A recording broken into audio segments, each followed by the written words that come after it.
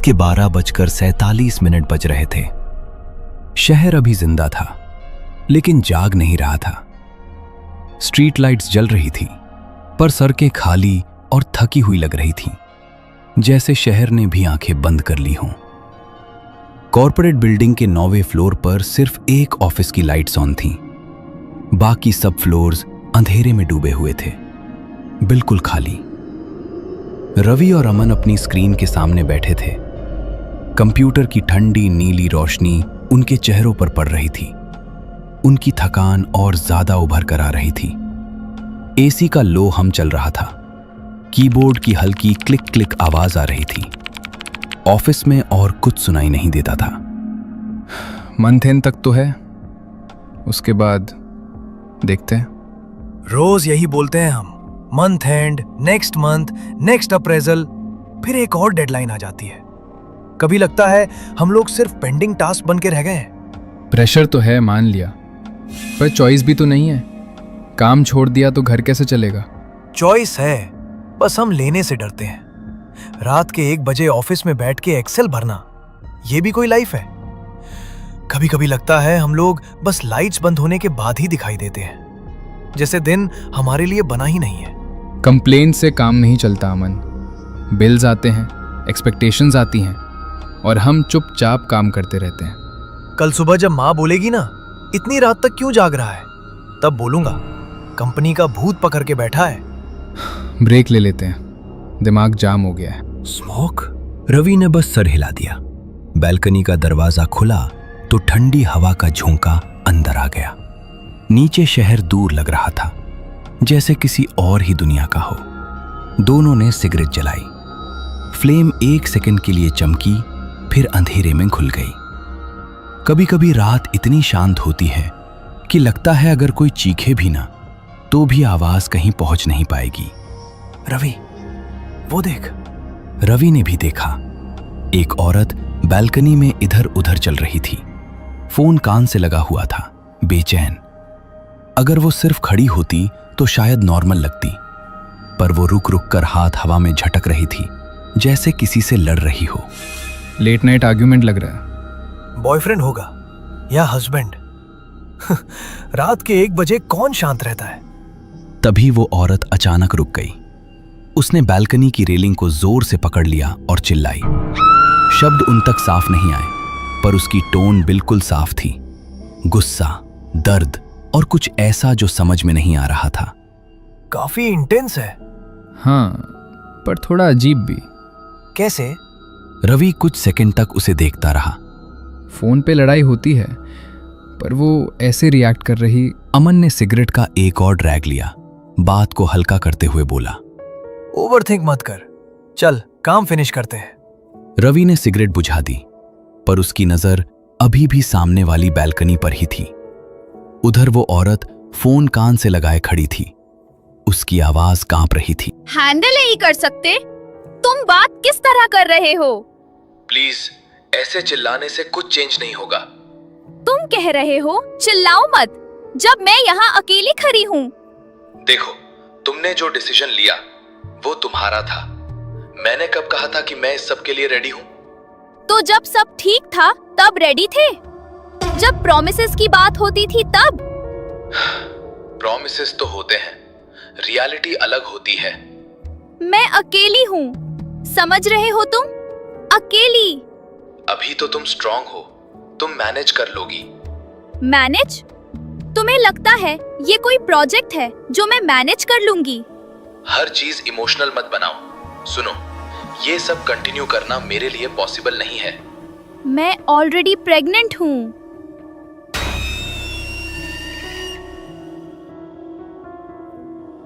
तुम्हें ये पहले सोचना चाहिए था। तुम सच में ये बोल रहे हो? रवि और अमन चुपचाप खड़े थे।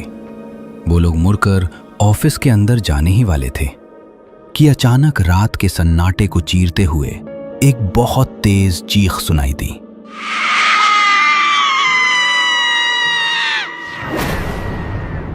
चीख इतनी जोर से आई कि दोनों एकदम से वहीं रुक गए। अमन का हाथ दरवाजे के हैंडल पर ही जम गया। रवि का शरीर जैसे एक पल के लिए सुन्न हो गया।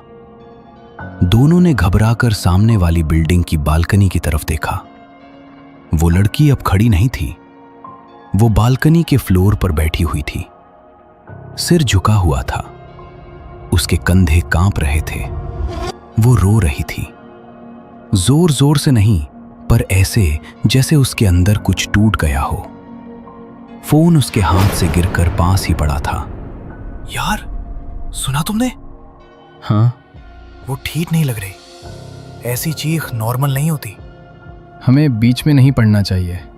मतलब वो अकेली है, रात का टाइम है, रो रही है। और हमें क्या पता क्या चल रहा है?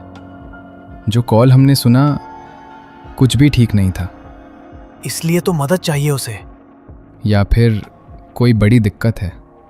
दिक्कत हो या कुछ भी, वो इंसान है और प्रेग्नेंट है।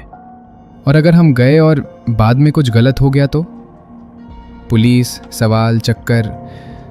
तू जानता है ना ये सब कैसे होता है। अमन कुछ बोलने वाला था, फिर चुप हो गया। उसकी नजर फिर से उस लड़की पर चली गई। वो अब भी वहीं बैठी रो रही थी।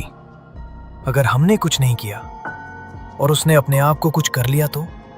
ये जिम्मेदारी हम पर मत डाल। शहर में रोज ऐसी कहानियां होती हैं। तो हम बस देखते रहेंगे। वो लड़की धीरे धीरे उठ खड़ी हुई। उसके पैर लड़खड़ा रहे थे, पर वो सीधा बालकनी की रेलिंग की तरफ बढ़ने लगी। रवि और अमन दोनों एक साथ सीधे हो गए। दोनों की सांस जैसे एक पल के लिए अटक गई।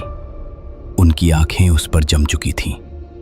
समझने का टाइम ही नहीं मिला कि वो क्या करने वाली है। भाई, ये क्या कर रही है? वो लड़की रेलिंग पर चढ़ने की कोशिश कर रही थी। एक हाथ से रेलिंग पकड़कर दूसरा पैर ऊपर रखने लगी। रवि का गला सूख गया। अमन, चिल्लाना मत, पता नहीं कैसे रिएक्ट करेगी। अमन के मुंह से आवाज ही नहीं निकली। वो दोनों चिल्लाना चाहते थे, उसे रोकना चाहते थे, पर शब्द गले में ही अटक गए। तभी अचानक लड़की का पैर फिसला। उसका बैलेंस बिगड़ गया और वो रेलिंग से नीचे गिर पड़ी। बैल्कनी के फ्लोर पर जोर से लगी। दोनों के दिल जोर से धड़क उठे। Oh shit!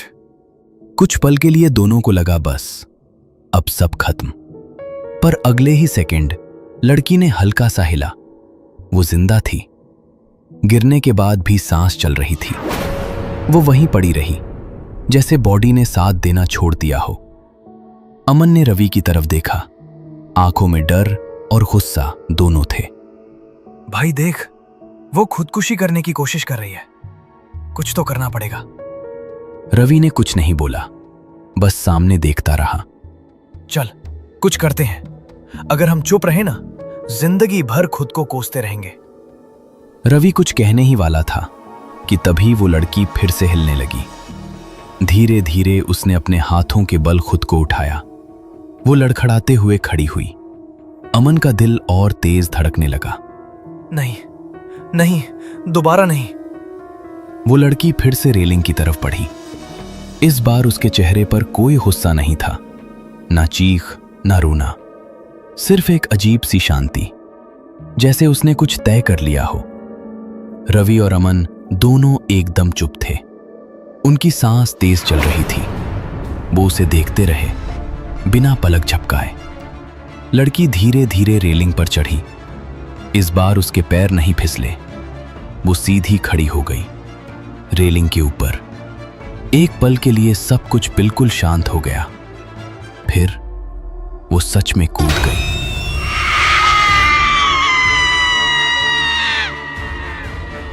अमन और रवि की आंखें फटी की फटी रह गईं। दोनों के दिमाग जैसे सुन्न हो गए।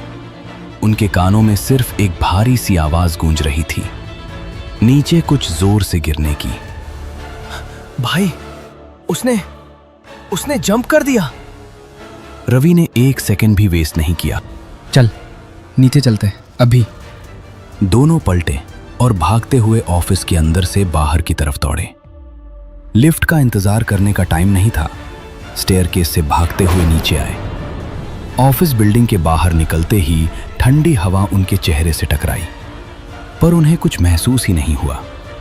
आधी रात थी, रोड खाली था। स्ट्रीट लाइट्स के नीचे उनके भागते हुए साए लंबे हो रहे थे। दोनों बिना बोले बस दौड़ रहे थे।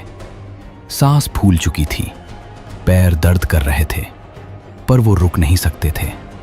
कुछ ही मिनट में वो सामने वाली बिल्डिंग के पास पहुंच गए। दोनों उस बिल्डिंग के कंपाउंड के अंदर घुस गए। अंधेरा ज्यादा था, बस कुछ स्ट्रीट लाइट्स का पीला सा उजाला जमीन पर फैल रहा था। रवि और अमन इधर उधर भागने लगे। हर कोने में देखा, हर जगह नजर डाली। पेड़ के पीछे, पार्किंग के पास, स्टेयरकेस के नीचे, पर कहीं कुछ भी नहीं था। न कोई बॉडी, न खून, न भीड़, जैसे कुछ हुआ ही न हो। भाई, ये कैसे हो सकता है? हमने अपनी आंखों से देखा था ना, वो ऊपर से गिरी थी। हाँ, मैंने भी देखा। दोनों एक दूसरे को देख रहे थे, जैसे कंफर्म करना चाहते हों कि वो पागल नहीं हो गए। तभी अचानक उनके कान में एक जोरदार सीटी की आवाज पड़ी, इतनी तेज कि दोनों घबरा कर मुड़ गए। उनके बिल्कुल पीछे एक गार्ड खड़ा था। ओए, कौन हो तुम लोग? यहां कैसे आए? क्या काम है? अमन और रवि एकदम से घबरा गए। भाई, वो हम गार्ड ने उनकी बात सुने बिना ही गुस्से में बोलना शुरू कर दिया। रात के टाइम कंपाउंड में घुसना मना है। क्या चल रहा है ये? रवि ने हिम्मत करके पूरा किस्सा बता दिया। बालकनी, चीख, गिरना, सब कुछ। उसकी आवाज कांप रही थी। अमन भी बीच बीच में हाँ मिलाता रहा। गार्ड चुपचाप सुनता रहा। हैरानी की बात यह थी, उसके चेहरे पर जरा भी हैरानी नहीं थी। गार्ड ने उन्हें गेट के पास आने का इशारा किया। इधर आओ। दोनों धीरे धीरे उसके पास गए। वो लड़की फोन पर झगड़ रही थी, है ना? हाँ। जोर से चीखी थी? हाँ, बहुत जोर से। एक बार रेलिंग पर चढ़ी, फिर फिसली, बालकनी में गिरी। दोनों एक साथ बोल पड़े। हाँ, जब आपको सब पता है तो आपने कुछ किया क्यों नहीं? पुलिस को बुला लेते। गार्ड ने उनकी तरफ देखा। उसकी आंखें थकी हुई लग रही थीं। पुलिस? उस लड़की को यहां से गिरे, मरे हुए आज पूरे 8 साल हो चुके हैं। एक पल के लिए हवा भी जैसे रुक गई। क्या? तब भी फोन पर झगड़ रही थी, तब भी प्रेग्नेंट थी, और तब भी कोई उसकी मदद को नहीं आया।